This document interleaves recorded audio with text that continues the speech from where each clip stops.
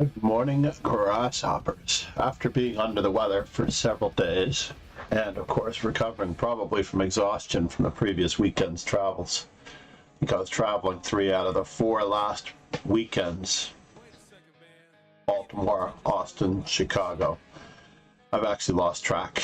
I've decided to return to our club and tournament opening repertoires. Now, the difference between a club repertoire and a standard opening repertoire is that an opening repertoire can be used at all levels. This opening, unfortunately, by Steinitz, the Queen's Gambit, declined. As it turns out, heralds the dawn of a new age, because in the 1800s, the era of Romantic chess, d4 was never quite thought to be in fashion. For example, you had to play, like a champion. And if you were going to play like a champion, then you had to take the position by the horns and wrestle it to the ground with e4, e5, f4, for example, in the early days of the 1800s, or the Evans Gambit,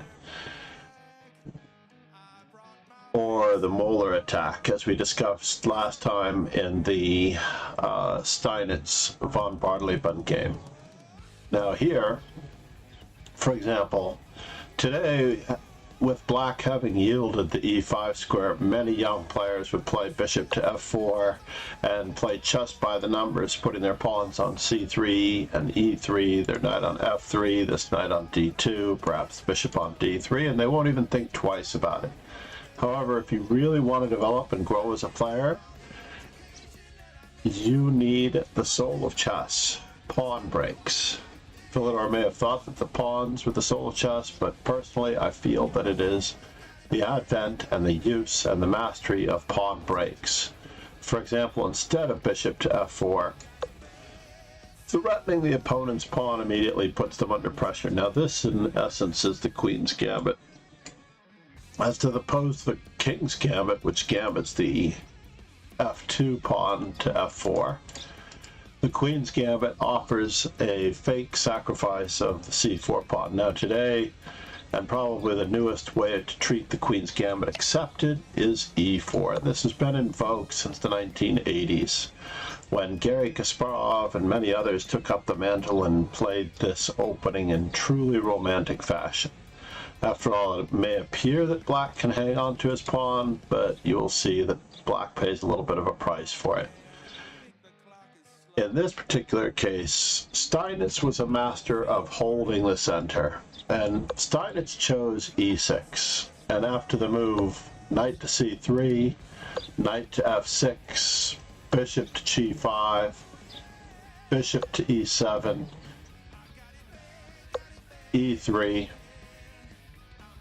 Today, most modern players before castling would insert the move h6, and wisely so, because there are quite a number of miniatures that happened shortly after this game, played in 1873, that would pretty much put the Queen's Gambit declined out of business. Frank Marshall versus Byrne, Frank Marshall versus Marco, and of course this game did nothing to help the reputation of the black pieces. After castles, knight f3 and b6. This is the Tartakower Bondarevsky Makhachkov variation, but in its most primitive form without the move h6 and bishop h4 inserted. You might have thought that those players invented this or proposed this move b6, but in reality they refined it after the first insertion of h6 and bishop h4 for the most flexibility that black could have as a defense. And today this is a heralded defense. It's very difficult to crack it. So one might wonder, what could the lack of the inclusion of h6 and bishop to h4 mean for them? Personally, the moment this bishop threatens to fianchetto itself on b7, I would recommend that we throw in the move c takes d5. Now, Black could answer rather passively with with e takes d5, but already pressure is starting to build on the c7 pawn, and the white squares around the king with the queen side with knight to e5, queen a4, and bishop to b5 perhaps. So interestingly enough, the players of that era did not really think about such refinements. They were interested only in getting their pieces out as quickly as possible, and this could have led to the loss of time, as black has d takes c4, bishop takes c4, and b5, and c5, cracking at the center immediately, gaining time on the double movement of the bishop.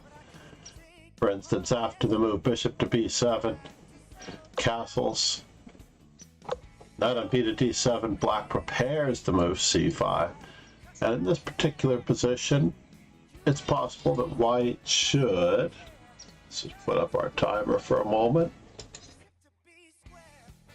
white should prepare the move, or prevent the move, c takes c5 with some move like c takes d5, and after e takes d5, rook to c1. I really love the move rook to c1 because it keeps the d5 pawn under a certain amount of pressure with the help of this bishop, and it also keeps the c5 square under a certain amount of pressure with the help of the rook. However, black also has the freeing maneuver known today, which allows him to develop his pieces appropriately. And after these moves, there are a variety of ways for white to continue, such as Mark Hebden's and Badr Jobava's queen to c2, or I'm very tempted personally to almost try to play e4 straight away, followed by e5. Seems a little loosening. Needless to say, this was not played in the game. After the move knight on b to d7, preparing c5, white did exchange on d5, and after e takes d5, rook to c1 was played, a la Steinitz. Black still cracked in the center with his pawn break c5. Notice that white was the first to play his rooks to the center, faster, perhaps even better than his opponent. And then Steinitz is also the first to stick his opponent with hanging pawns. These two pawns known as an isolated pawn couplet. If one of them are to move forward, the other one would be backward on an open file. Notice that these two pawns are experiencing the maximum amount of pressure from Steinitz, mainly because they are on open files. So, as it turns out, let's just consider for a moment that if we hadn't played this move, black might be able to build a wedge and try to get his pawn majority moving with the 3-2 majority. In this position, however, white could also have played bishop to f5 and tried to undermine these pawns very specifically by threatening to remove the defender of the d5 pawn with captures, captures, and captures. Instead, Steinitz goes for a rather traditional absolute pawn advantage. And here he once again misses his opportunity for bishop now we're trapped in Fisher's to f5. own private army, and Have if we joined. get killed, Good morning, Rogan. How are you? Kingslayer Sloan, how are you? Let's give him a quick shout out as we're doing a short YouTube video on an opening repertoire for 1d4 involving the absolute maximum amount of tension in the center. How is your stream, Rogan? Kingslayer Sloan said, "Look smart, John." Oh, I'm under the weather still, just a smidge. I have not been on since Monday, I believe, when I did 3 videos. I did Steinitz versus Rock, Steinitz versus von Bartleben. Those are on YouTube. And I did the normal morning stream. And I think I was just exhausted from so many weekends of play and travel and coaching that I needed to sleep. So yesterday, I don't remember how many hours I slept the first time through, Pegasus sway. Said. Is the pawns on D and C weak? That's a good question. Are they weak or are they strong? I think it's a fine balance because hanging pawns can be a little bit of a strength if you can push them in the right way. At the moment, I would say they're neither just yet. Good morning, Ron. Thank you for your nice comment yesterday in the tournament stream. I did also do another instructional video on YouTube, Steinitz von Bartley, but Ron had complimented me on Steinitz Rock, which was a little bit shorter. It was about a 25-minute video. So in this particular instance, basically, had white played bishop to f5, then we can start to see the position crumbling a little bit for black as we can put the maximum amount of pressure on the d5 and the c5 pawns. However, instead, white goes for a rather more traditional advantage, that is the seizing of the white squares. And it works out in his favor as black does not necessarily choose the best continuation. Here, black should have shoved his pawn immediately, as Pegasus was just asking whether or not these were a weakness or a strength.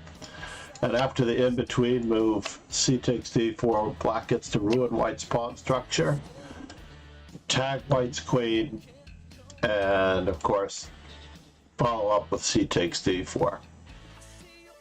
Now, of course, it'll just be a nice even exchange of pawns. It'll be white's crippled 3 against black's perfect 3, and a pawn that may or may not fall in the center, but black would not be in that much danger with the activity that he has in the safer king. Instead, the great Adolf Anderssen played knight to e4. And after bishop takes e4, bishop takes e4, d takes e4. We're going to quiz on some candidate moves for white here.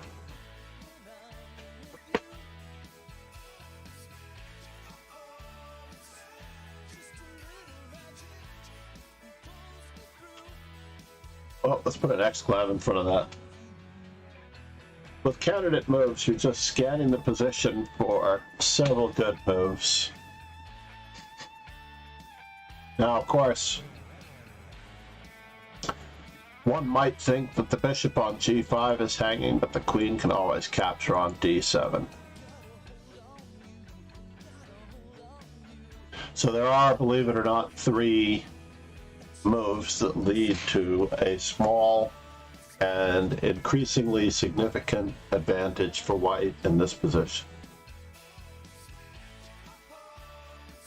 Pegasus sway. Said. SXE BXE RFD. Interesting. One did strike out once among the best 3. Rook on C, rook on F to D1, and bishop takes E7 being the least effective. Knight takes E4 can run into some problems. I just feel that it would run into some problems. Let me just see here for a moment. I guess the primary problem is that we can save our knight with tagging the queen, and the knight still has to be held, and this bishop is still a little bit in the lurch. So as it turns out, bishop takes e7, queen e7, and knight d2 go after the weakened pawn. But rook on f to d1, activating the least useful or the worst placed piece, was Steinitz's choice. And after bishop takes e5, we could play knight rook takes d7 right away. Or as Steinitz played it, we can play it immediately after now. We've merely exchanged our knight on f3 for the knight on d7, but we have a massive rook on the 7th rank. Black chooses a source of counterplay against the b2 pawn. And suggestions for white. Candidate moves for white.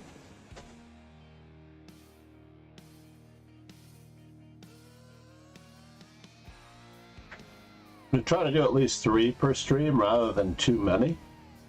So that way we can increase the numbers as we can. I feel like my voice is fading, so hopefully it will make it through this morning's Max Oiva birthday Swiss. Just have to keep drinking something warm.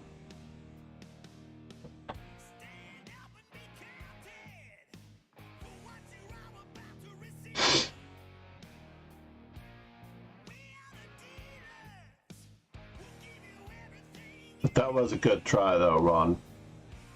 But I think you were just, you were throwing patties with knight takes e4 when you had two rooks that can go to the first rank. Pegasus sway. Said.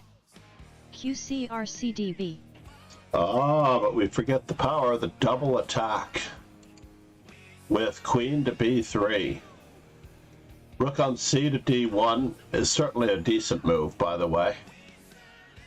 Rook on c to d1 is a very decent move. Queen to c4 is a decent move, tagging the weakness on f7. However, the move queen to b3 is a double attack on two squares.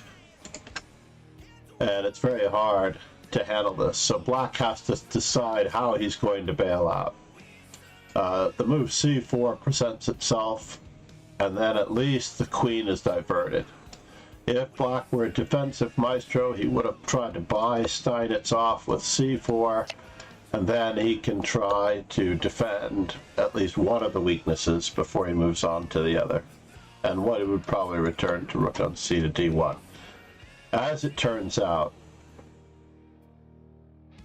our erstwhile opponent was not so wise, and after the move bishop to c6, we have the in-between move, queen takes f7, and candidate moves for white.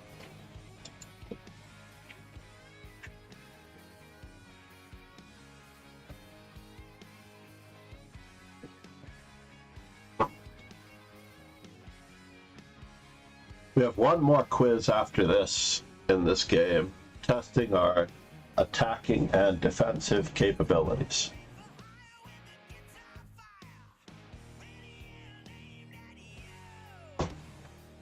I chose this move to quiz upon mainly because of Steinitz's psychology and a master strength psychology in handling this position, rather than the average player's psychology in this position.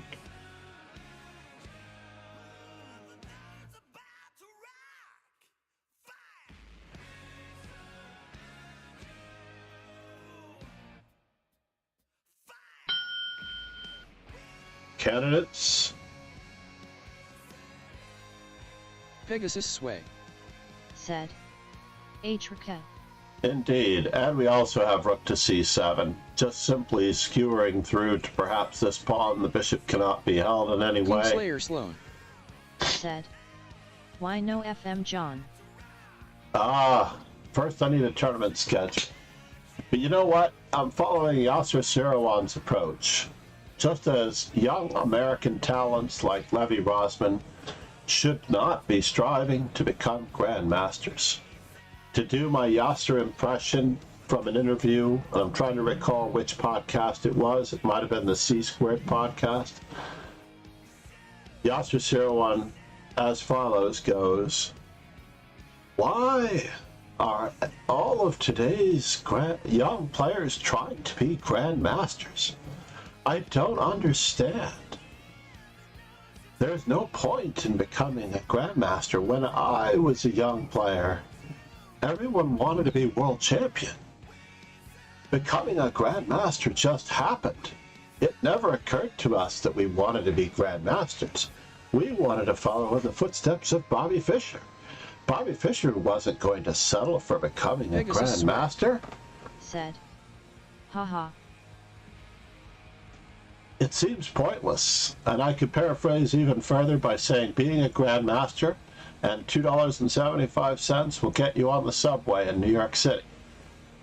But so will $2.75 and not being a grandmaster get you on the subway in New York City.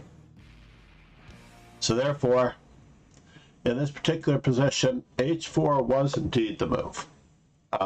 Rook a7 could be objectively the better move, But h4 takes care of our back rank problems as well as most of our other problems. In fact, we could win even more material out of this deal if black does anything crazy like queen to g6, queen takes, and rook to d6. And we won't have to worry about this at all if we pinpoint those weaknesses. So, h4 was played, queen to g4 was played, rook takes a7 was played, rook takes a7, queen takes a7, and now we can see that black's back rank is held together by a thread. There is no weakness just yet because both of those squares are covered. However,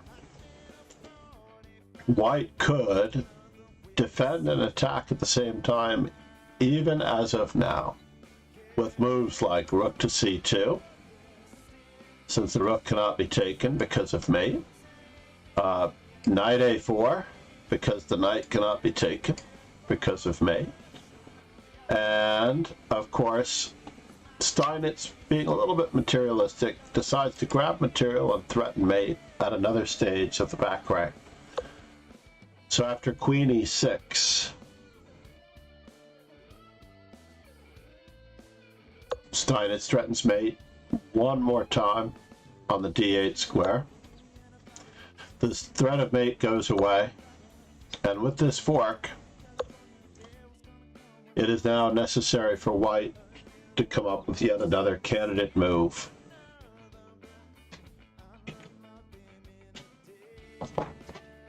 Yeah, why would we actually strive for such a low goal? It never occurred to me either. So therefore, no, I'm not aiming at FIDE Master anymore, Roken. I'm just not. Believe it or not, I'm just not. I am aiming higher.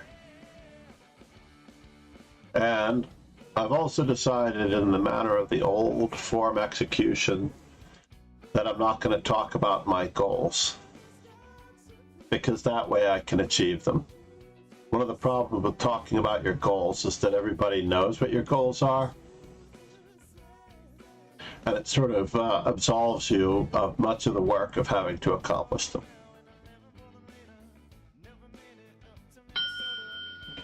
All right. Kingslayer Sloan said. Why no GL? Pegasus Sway said. NDRDF. Very good. Rook d8 check indeed. And rook to f8. I like that idea. He gave a follow through to defending this pawn with an X-ray. Another move which could have really been fantastically considered would have been f4 in this position, because the move e takes f3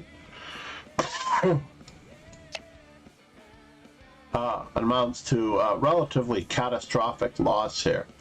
Now, of course, it may look like black has something, like, for example, he gets nowhere after f2 check. There's just nothing here. The knight covers everything. And at the same time, rook takes g2 also accomplishes nothing in both cases. There's just nothing here.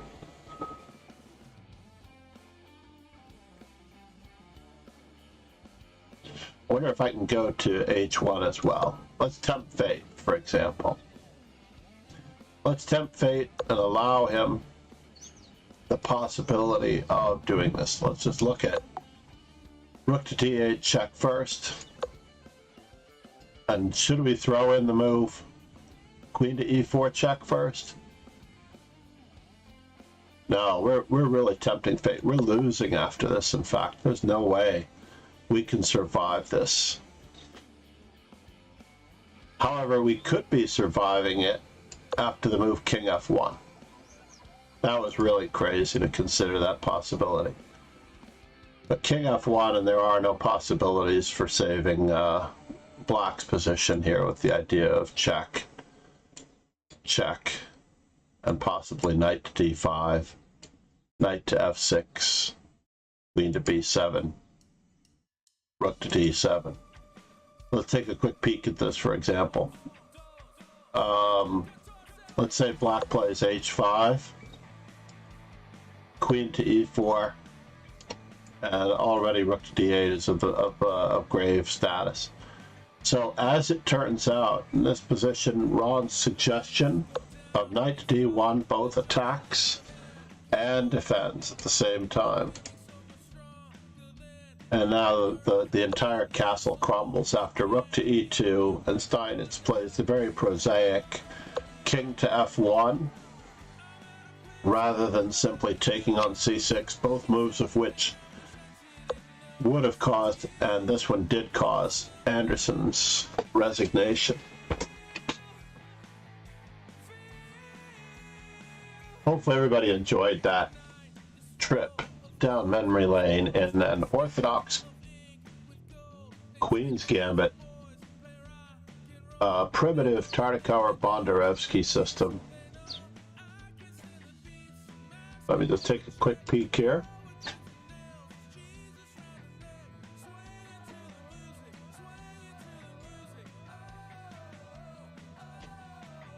As we decide where to send everybody. Thank you so much for the raid, Roken.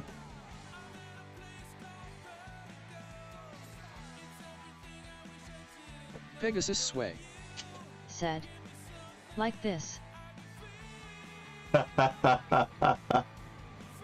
Yes, we're going to do a lot of these if we can. And we're off to one of my favorites.